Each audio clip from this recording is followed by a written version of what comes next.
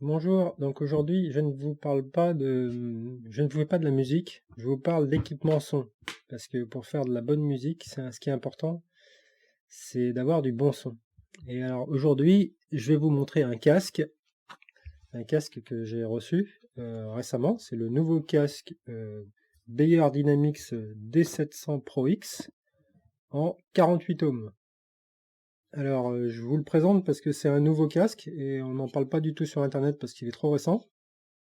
Alors je vous montre un peu hein, à quoi il ressemble. C'est un casque fermé. Donc on a une armature en métal ici, de chez Beyer Dynamics. Vous avez un câble qui est amovible, donc il faut le tourner en quart de tour si je me souviens bien. Non, c'est un clip, il y a un petit clip. Il faut appuyer dessus, il faut le rentrer, il faut le sortir. Vous voyez, hop, ici il y a un petit bouton là. Donc c'est une fiche, vous voyez bon, comment il fait la fiche. Je vous montre. Voilà, c'est vraiment spécifique à ce casque, hein. Ça se mettra pas sur un autre casque. Le casque est livré avec un deuxième câble, plus long encore que celui-là. Il est vraiment très très long d'ailleurs. Moi j'ai mis le plus court parce que c'est quand même plus pratique. Et il est livré avec une poche comme ça, toute simple, pour mettre le casque, le transporter. Voilà. Donc le confort, alors vous pouvez changer les oreillettes, hein, elles sont interchangeables. Hein. Je l'ai jamais fait, mais je dis qu'on peut les changer, mais je sais pas comment. On doit pouvoir. Voilà. Et il est extrêmement confortable. Il est vraiment bien fermé. On entend, le son est bien isolé à l'intérieur. Et bon, la pression est assez forte sur la tête, mais comme il est très confortable, on le supporte plutôt bien. Alors, côté son, il est polyvalent, c'est-à-dire on peut le brancher sur beaucoup d'appareils. C'est parce qu'il est en 48 ohms seulement. Parce que je me suis fait avoir avec les ohms. Je vais vous expliquer, je vais vous faire un comparatif. Donc 48 ohms, vous pouvez le brancher sur votre ordinateur, vous pouvez le brancher sur un piano clavier électronique directement, avec les prises casque qui sont équipées dessus. Vous pouvez le brancher sur une chaîne Hi-Fi, et vous pouvez le brancher directement sur une interface son RME UFX que celle que j'ai moi. Voilà, donc c'est polyvalent. Je ne pense pas que vous puissiez le mettre sur un baladeur, sur un téléphone. Parce que les téléphones, ça demande vraiment d'avoir très très peu d'ohms. Donc je pense qu'il faut prendre une gamme de casques avec une très très faible impédance. Si vous pouvez, je pense pour les téléphones, hein. J'ai pas essayé. Donc là vous avez une prise jack et vous pouvez la dévisser. Hop, c'est en or, hein. Enfin c'est plaqué or pour la qualité des contacts. Et là vous voyez, vous avez le branchement avec le petit jack 3.5. Voilà. Donc c'est très bien, hein, ces trucs qui se vissent là, c'est très fiable, ça passe bien le courant, il y a de faibles pertes. La qualité du câble, c'est important. Alors celui-ci, sur ce modèle-là, il est plutôt gros, plutôt lourd. C'est plutôt rassurant, on n'a pas l'impression d'avoir un câble de mauvaise qualité où ils ont trop économisé le cuivre. Et c'est bien un cuivre sans oxygène qui a une très bonne conductivité et donc vous n'avez pas de perte, quoi. Donc c'est un casque qui se vend à 249 €. C'est un casque de studio hein, pour l'enregistrement et puis vous pouvez faire aussi du mastering. Alors est-ce que ce casque est... Comment est le son du casque? Le son du casque est très neutre. Il est ni froid ni chaud. Il va reproduire le son que vous lui envoyez. Si vous lui envoyez un son chaud, et le musique, il vous restituera un son chaud. Si vous lui envoyez un son froid, il vous restituera un son froid. Donc il est très neutre pour ça. Et ne met pas de froideur du tout dans votre écoute. C'est pour ça qu'on peut l'utiliser pour de l'hi-fi, pour de l'écoute, où vous n'aurez pas de perte de plaisir d'écoute. Ces gammes de fréquences vont de 5 Hz à 30 000 Hz. Alors 30 000 Hz, hein, c'est pas audible, hein, faut le savoir. Donc ça sert à rien. Au-dessus de 20 000 Hz, on n'entend pas, hein, on n'a pas suffisamment d'audition. Ce qui vous souvent s'intéresser, c'est aux basses fréquences. Le fameux 5 Hz, alors le 5 Hz, on l'entend pas non plus. Ça doit être l'audition, ça doit s'arrêter à 20 Hz, je crois. Mais c'est souvent le fait qu'il soit capable de descendre très bas, ça lui donne une chance d'arriver à faire des basses sans distorsion. C'est ça la partie difficile pour tous les appareils, que ce soit des enceintes ou des casques. La partie difficile pour les techniciens, c'est de faire des bonnes basses sans distorsion. Ça, c'est vraiment la difficulté technique. Parce que souvent dans les médiums et dans les aigus, ils arrivent toujours à bien s'en sortir. C'est pas là qu'il y a la grosse difficulté technique. Et là, je dois dire que les basses sont magnifiques.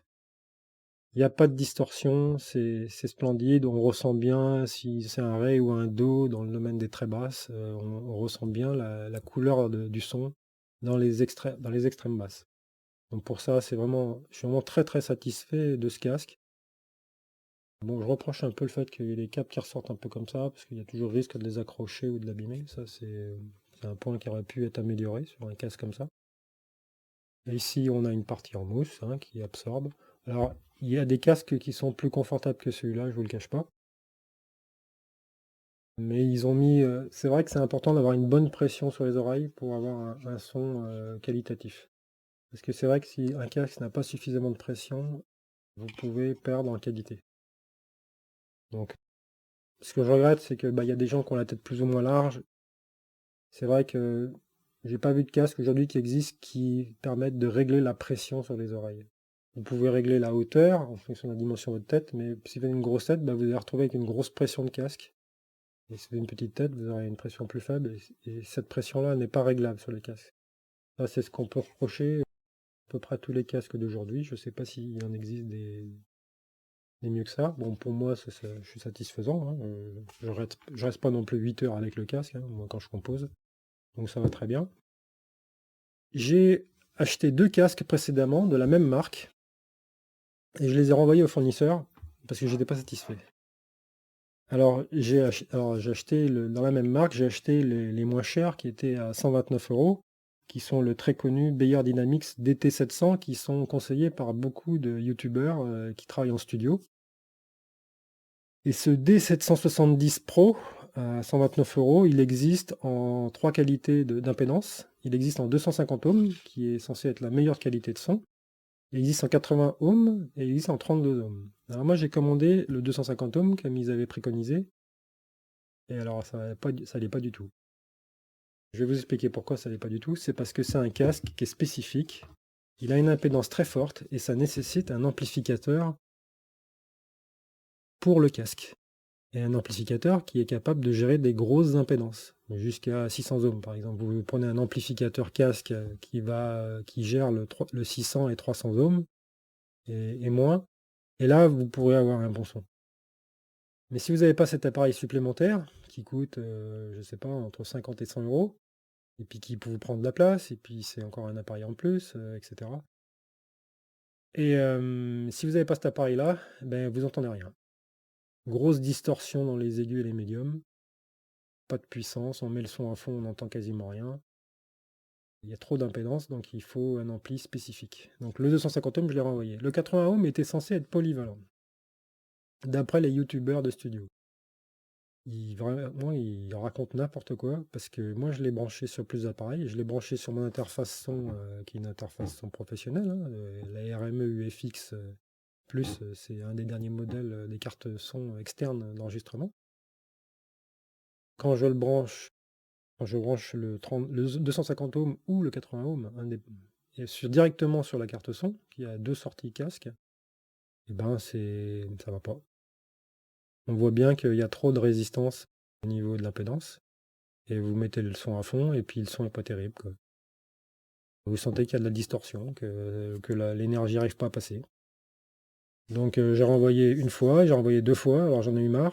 Alors je lui ai dit, je vais pas tester le 32 ohms, parce que si ça se trouve, son impédance va être trop faible. Puis il va être trop dynamique, trop agressif au niveau des aigus. Alors en plus, j'ai remarqué une chose, c'est que les Beyer Dynamics à 129 € là,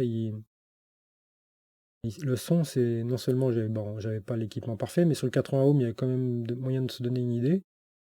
Les graves sont un peu exagérés. C'est un casque qui a une forte tendance au grave, quoi. Alors je dis tiens, puis quand j'ai regardé la courbe de fréquence de réponse du casque, j'ai vu que par rapport à celui que j'avais avant, eh bien, il était un peu fort en basse, quoi. C'était un peu excessif. Alors, je dis, c'est un casque quand même qui manque de clarté, qui va un peu assourdir les médiums à cause de ses basses un peu exagérées. Alors moi, j'ai beaucoup l'oreille, hein, parce qu'en fait, il y a des choses que j'entends que les autres n'entendent pas. Parce que mon oreille interne, elle a, au lieu d'être cylindrique, comme la plupart des gens, dans lequel on peut mouler des anti-bruits cylindriques, ce qui permet de les enfoncer et de les retirer, moi, l'intérieur de ma cavité d'oreille, elle est plus grosse que l'entrée. Ce qui fait caisse de résonance, ce qui fait que j'entends les sons plus forts que les autres. Quand je veux me protéger du bruit, par exemple, il faut que je mette des boules qui est plus qu'un casque anti-bruit et j'entends encore très très bien parler les gens. Donc j'entends les sons plus forts à cause de cette zone de résonance qu'il y a à l'intérieur de mon oreille. Donc ça me permet d'entendre quand même la subtilité des sons assez facilement par rapport à d'autres tubeurs en studio qui ont probablement une bonne oreille, mais pas une audition suffisamment fine, je dirais, pour juger correctement les équipements audio. Donc c'est pour ça que je suis très exigeant sur la qualité du son et donc vous pouvez vous fier à ce que je dis parce que l'oreille, c'est quand même un élément de mesure important pour le choix des équipements. Parce que forcément, si vous avez écouté la musique trop fort, trop longtemps, trop jeune, vous êtes un peu sourd, quoi. Bon, c'est pas mon cas. Et donc, bon, je me suis dit, bon, ça suffit hein, de tester les casques à 129 euros. Avant, j'en avais un à 210 et j'étais très content. Et puis là, je me tape des galères avec des casques conseillés par des youtubeurs. Finalement, ils précisent pas qu'il faut un équipement un peu spécial pour que ça marche très bien.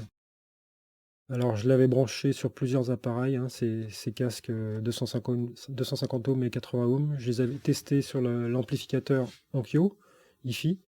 Je les ai testés sur mon système Bose. Je vais essayer de vous le montrer. C'est ça, là, le système Bose Compagnon 5.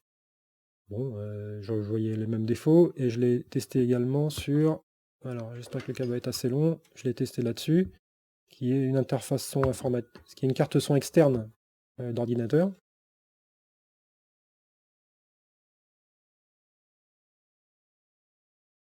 D'abord, c'est un DAC, hein, c'est un système numérique, il faut savoir. C'est une carte son numérique, on appelle ça un DAC. Et c'est un Nix G6 de chez Sound Blaster. Donc c'est le haut de gamme de chez Sound Blaster pour les cartes son externes d'ordinateur. Ce qui est bien, c'est quand vous avez un ordinateur portable, quand vous mettez cette carte son, vous avez toujours un bon son parce que la carte son d'ordinateur, c'est une catastrophe. Donc si vous voulez pouvoir réécouter sur l'ordinateur la musique que vous avez enregistrée, bon, c'est bien d'avoir une bonne carte son. Voilà. Sinon, vous utilisez la carte son studio, mais moi, la carte son studio, elle est à côté du clavier. Après, les équipements sont un peu éloignés les uns des autres, donc j'ai plusieurs cartes son, c'est pour ça.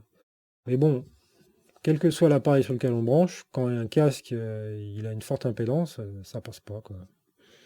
C'est des casques spécifiques, donc on peut pas les utiliser. Donc j'ai compris qu'en gros, il fallait tabler sur en dessous de 50 ohms obligatoirement pour commencer à avoir un casque polyvalent. Voilà, qui ne nécessite pas un appareil supplémentaire. Donc quand on met 100 euros de plus sur un casque, ça évite aussi d'acheter un amplificateur d'à peu près la même valeur. Donc je me suis dit autant prendre une gamme supérieure de chez Beyer Dynamic. Et donc la gamme supérieure au D770, eh bien, c'est le D700 Pro X qu'ils ont sorti, et probablement ils ont sorti cette gamme-là parce que beaucoup d'utilisateurs ont dû se plaindre du fait que certes les Beyer Dynamic étaient des bons casques, mais à chaque fois il fallait rajouter un équipement. Donc là ils ont sorti un casque qui est polyvalent, ce qui est beaucoup plus sympa. 48 ohms, c'est un bon compromis. Ça vous évite de tomber sur des... Alors parce que quand on descend très très bas dans les ohms, alors certes la qualité du son peut être diminuée, mais vous pouvez vous retrouver avec des sons aigus agressifs. Donc ça, faut en tenir compte. Donc c'est vraiment, il faut faire attention, hein, moi je dirais entre 30 et 50 ohms, vous pouvez avoir du très très bon son, hein. Quand on descend en dessous, ça se teste, hein, bien sûr. Je dis pas que c'est impossible, parce que vous avez des casques avec oreillettes qui sont à 1700 euros par exemple, qui ont une très très belle courbe dynamique. Je ne doute pas que ça fait un son de très haute qualité. Bon, les chanteurs utilisent ça en général pour s'écouter en retour son. Mais bon, bah, ça fait cher, des oreillettes à ce prix-là. Donc, et puis les oreillettes, c'est fragile, hein, c'est des petits équipements, soit c'est sans fil, soit c'est avec fil. Donc si on veut pas d'ondes, voilà. Il faut savoir qu'en filaire, les débits sonores sont plus rapides toujours qu'en hertzien. Parce que quand vous passez par un système par onde, vous avez un temps de traitement des ondes pour retransformer le son, et vous avez une latence que vous n'aurez jamais en filaire. Donc c'est toujours plus intéressant d'être en filaire. Voilà, et puis ça vous évite des problèmes éventuels de cancer si vous supportez pas les ondes ou si votre corps ne se régénère pas bien par rapport aux dégâts causés par les ondes. Même si c'est pas très puissant, si vous l'avez longtemps, ça revient même. Donc je le compare à un casque que j'avais avant dont j'étais très content. Donc là, le nouveau Beyer Dynamics Pro X, c'est supérieur à ce dont j'étais très content. Il est encore mieux, c'est-à-dire ce Beyer Dynamics Pro X, il est pas fatigant à l'écoute. Vous pouvez l'écouter très longtemps. Les aigus et les médiums ne sont pas fatigants. Parce que ce qui se passe, c'est que parfois il y a des casques qui sont un petit peu agressifs sur les aigus, et c'est pas gênant si vous écoutez une demi-heure, mais si vous écoutez très longtemps, ça peut fatiguer l'oreille, ça peut être fatigant. Et là, ce Beyer Dynamics Pro X, il est vraiment étudié pour les studios pour que celui qui écoute ne soit pas fatigué dans l'écoute. C'est des points très importants pour les professionnels. Et donc, moi, je me porte garant de vous dire que le Pro X Beyer Dynamics, c'est pas un casque fatigant, et il vous restitue les sons vraiment d'une manière très très jolie, très agréable et très fidèle. Je vais vous comparer ce casque avec un casque de la marque Shure que j'avais précédemment. Alors pourquoi j'ai acheté un nouveau casque? Parce que j'ai eu des problèmes. Voilà ce qui se passe. Vous voyez, il y a du scotch de partout. Je l'ai réparé, je l'ai bien réparé d'ailleurs. Maintenant, il a plus de pression sur les oreilles qu'avant. J'ai même amélioré le son en améliorant la pression. Alors c'est le casque Shure HR 940, hein, je vous le montre.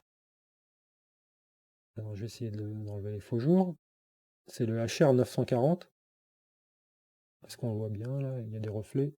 Et voilà. Le SHR 940 Shure. C'est un très bon casque pour le confort. C'est le casque le plus confortable de tous les casques que vous puissiez imaginer avoir. Ça, il appuie peu sur les oreilles, mais il isole bien et vraiment. Et en plus, les mousses sont du velours extrêmement confortable. C'est aussi du velours sur le Beyer Dynamic, mais la pression est plus forte sur les oreilles. Si vous avez une grosse tête, vous allez sûrement préférer être sur un Shure. Alors, le défaut du Shure, c'est des aigus un peu agressifs, faut reconnaître. Les aigus sont assez agressifs. Au début, je croyais que c'était mon clavier qui était agressif au niveau des sons, mais en fait, c'était le casque. Le casque a tendance à être agressif sur les aigus. Il fait des très beaux aigus, mais c'est un petit peu trop. Il a un peu trop la patate sur les aigus, il faut le reconnaître, et il fait de très belles basses. Donc, c'est son défaut, ce sera un casque qui serait un peu fatigant à l'écoute.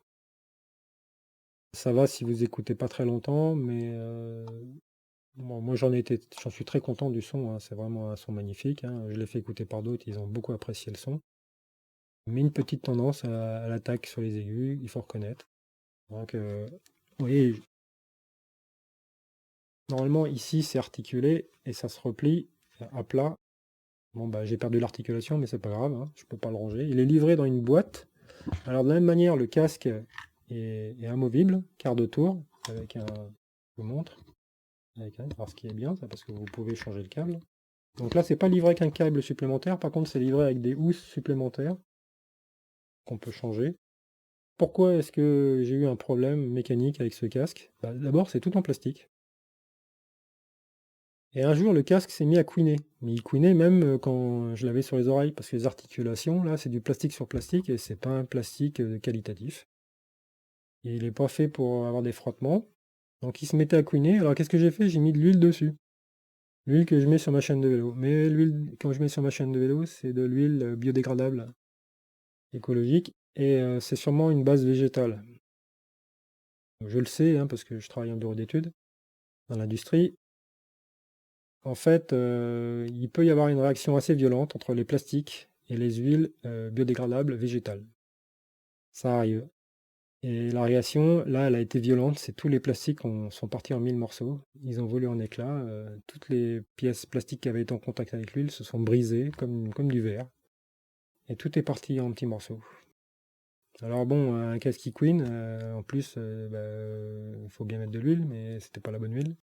Il aurait sûrement fallu mettre plutôt une huile minérale industrielle type silicone ou téflon, enfin des trucs qui sont pas très simples pour l'environnement. Enfin là voilà, j'ai été très déçu sur la mécanique, donc j'ai été obligé d'en acheter un. Bon, je l'ai réparé, j'en suis content, ça fera un casque de rechange au cas où j'ai un problème. Mais voilà, ou si j'ai besoin d'un deuxième casque pour une deuxième personne. Mais voilà, déçu par la mécanique, mais satisfait par le son. Voilà. J'ai gagné en qualité avec le Beyer dynamique par rapport aux aigus qui eux ne sont pas fatigants, pas agressifs, mais pourtant très beaux et très fidèles. Voilà, donc voilà ce que je peux vous dire sur le casque Beyer dynamique. Moi aujourd'hui, sur quoi je le branche ce casque? Et bien en fait, je le branche. J'ai plusieurs possibilités quand je joue au piano. J'ai trois possibilités. Soit je le branche directement sur le piano, soit je le branche directement sur l'interface RME, soit je le branche directement sur l'amplificateur, qui est un amplificateur hi-fi, avec des enceintes passives de haute qualité, soit je le branche directement sur l'ampli en Q. Où est-ce que j'ai le plus beau son? Eh ben c'est sur l'ampli en Q. Alors je vous explique. Alors qualitativement, si je le branche sur le clavier directement, le son est beau, mais j'ai un problème, c'est j'ai du bruit de fond. L'amplificateur du Roland, qui est un clavier Roland FP5, donc c'est un modèle quand même qui date un peu, mais moi j'en suis très content, hein. Je trouve qu'ils n'ont pas amélioré le son du piano depuis... Alors par contre, la sortie casque génère un bruit de neige, un bruit de fond qui est quand même assez fortement audible dans le casque, et qui est gênante pour l'écoute. Donc du coup, je peux le brancher sur l'interface RME, qui est qualitative, qui est une interface de studio. On pourrait penser être là où il y a le meilleur son. Mais alors il s'avère que le son est assez neutre, assez froid. Et quand vous faites de l'enregistrement, c'est pas très agréable, c'est pas très motivant. Et il y a un petit bruit de fond résiduel qui reste. Donc j'essaye sur l'ampli Onkyo, parce que l'ampli Onkyo a une sortie directe, c'est-à-dire il n'y a pas de filtre. C'est le son numérisé qui est restitué dans l'amplificateur. Vous ne pouvez pas régler les basses et les trebles, vous chantez l'équaliseur, on appelle ça, l'équaliseur de bande. Et vous avez ce qu'on appelle le direct son linéaire, etc. Sans déformation, sans traficage. Et il s'avère que les filtres de l'amplificateur Onkyo suppriment le fond le petit bruit de neige finalement qu'on a. Ils l'atténuent suffisamment pour qu'il ne soit quasiment plus audible. Et finalement, le son est plus chaud, plus beau, et pour celui qui joue ou qui enregistre, c'est plus agréable. Voilà, donc vraiment, il n'y a pas photo, c'est sur l'ampli Onkyo que j'ai la meilleure sortie son pour écouter le casque. Ça donne de la chaleur au son en fait, hein, voilà. Et quand vous jouez, bah, vous aimez mettre de la chaleur, donc c'est très agréable. Voilà comment je fais. Alors quel ampli Onkyo il s'agit? Il s'agit d'un ampli Onkyo A5VL. Donc c'est un vieux modèle, mais qui a un son magnifique. J'en ai d'autres, des amplis Onkyo, ça donne à peu près le même résultat, mais si vous voulez avoir une chaîne hi-fi et puis mettre vos équipements son, si vous optez pas que pour du matériel actif, avec des enceintes actives qui sont assez coûteuses, vous avez cette solution. Onkyo fait du très très beau son. Ça permet de diminuer les budgets. Et donc, moi j'avais essayé sur un ampli, préféré plutôt un ampli hi-fi, stéréo, plutôt que de prendre des 5.1 ou des choses comme ça. Au moins, il est spécialisé pour le son et il va pas vous faire des trucs un peu compliqués, 5.1. Parce qu'un très bon ampli stéréo, c'est toujours supérieur à un ampli 5.1, etc. Parce qu'il n'est pas spécialisé dans le stéréo. Donc bon, c'est une petite sensibilité, hein. Même si vous le mettez sur un 5.1, ça marche très bien quand même. Le clavier Roland, je vous en ai parlé. Voilà, c'est... Et alors, pour moi, ce que je faisais, c'est que quand j'avais le casque Shure, qui était agressif sur les aigus, et ben j'avais trouvé la combine pour effacer cette agressivité. C'est que plutôt que de mettre direct son sur l'ampli, et bien je passais par l'équaliseur de bande, et puis je corrigeais un peu cette agressivité sur les aigus avec l'équaliseur, les basses et les trebles. Comme ça, je supprimais l'agressivité du casque. Ce qui fait qu'au final, j'ai rattrapé cette sensibilité aux aigus du casque, je l'effaçais et j'arrivais à une qualité de son très très bonne. Voilà, c'est pour ça, du coup, j'ai assez peu de différence avec le réglage, mais la couleur du son, la couleur du son est beaucoup plus belle sur le Beyer dynamique. Vous avez moins de distorsion harmonique, voilà, c'est surtout ça qui est qualitatif et qui est agréable à entendre. Voilà ce que je peux vous dire. J'avais remarqué que le Beyer dynamique marchait très bien sur le DAC Sound Blaster. J'avais remarqué ça. Il faisait quelque chose de très très beau. Mais sur le 80 ohms, bah, il y avait un manque de puissance parce que j'étais à fond, quoi. J'étais à fond. C'était beau, mais j'étais à fond et c'était un peu faible le son. Donc, sur des petits trucs comme ça, vous pouvez récupérer des sons magnifiques. C'est possible. Donc voilà, donc 3 casques, hein, pour vous résumer. Le Beyer Dynamic 700 Pro X, hein, donc je recommande. Le 80 ohms de Beyer Dynamic DT 770, qui nécessite une interface amplificateur son nécessaire pour pouvoir faire bien marcher le casque. Et le 250 ohms de même référence. Alors c'est tous des casques fermés. Les 3 étaient des casques fermés. Moi, je préfère le casque fermé. Hein. Je veux pas embêter les voisins ou être perturbé par des sons extérieurs. Puis le son est chaleureux. Hein. Y a pas, quand vous envoyez un son chaleureux, le fait que je fasse passer mon son par l'ampli Onkyo, ça donne de la chaleur à mon son et voilà, il n'y a pas de souci. Voilà ce que je peux vous recommander. Donc, pour éviter des galères, quand vous commandez du matériel et puis que vous n'en êtes pas satisfait, le renvoyer comme ça m'est arrivé. Ben voilà, je vous recommande le tout dernier. Alors j'ai pas d'intérêt financier, hein, j'ai pas passé de négociation avec le fournisseur, donc c'est un jugement qui est totalement impartial. Donc je vous le montre, hein, et puis essayez de pas vous tromper comme moi. Il y a sûrement d'autres marques qui sont très très bien, mais je pense qu'en dessous de 250 euros, en dessous de 200 euros, il y a. Alors il faut savoir aussi que sur le Beyer Dynamics à 129 euros, le fil est fixe. Et généralement, c'est la faiblesse des casques, c'est le câble qui lâche. C'est toujours là que ça se passe. Ici, souvent, en haut, là, ça s'arrache. Donc, un câble comme ça, vous pouvez l'acheter pour 25 euros. Bon, alors que le Beyer Dynamic, il est à 129 euros. Donc, vous voyez, c'est quand même. Si vous calculez, vous le payez. Finalement, celui-ci vous reviendra à moins cher dans le temps. Vous aurez investi plus cher au départ, mais vous n'avez pas besoin d'amplificateur. Donc, cherchez pas à gagner 50 euros. Vous les perdrez sûrement à travers un câble qui sera détruit dans le temps rapidement, etc. Et puis alors le câble est beaucoup plus qualitatif sur ce modèle-là que sur celui à 129 euros, parce que celui à 129 euros, vraiment le fil, il paraît tout léger, on a l'impression qu'il n'y avait pas de cuivre dedans. Je dis pas que ça peut pas marcher bien, hein, mais on sent que c'est moins qualitatif, hein. On sent que le casque il est vraiment à 129 euros. Je pense qu'en dessous de 200 euros, vous pouvez voilà, il y a des vis cachées, hein. En dessous de 200 euros, vous commencez à avoir des soucis. Voilà. Bon, allez, bonne chance et puis bonne écoute. Au revoir.